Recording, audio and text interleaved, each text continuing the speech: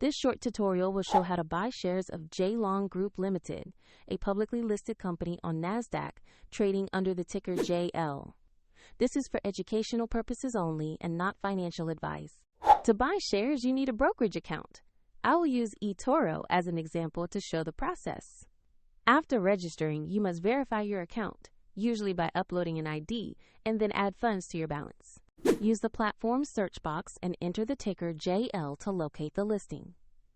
Select the entry that matches J-Long Group Ltd to ensure you have the correct stock.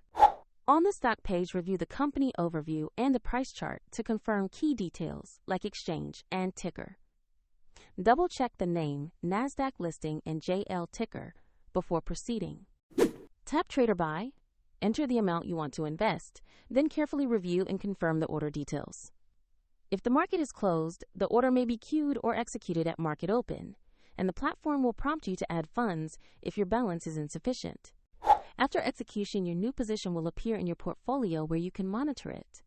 Check the video description for the eToro link if you want to follow this example.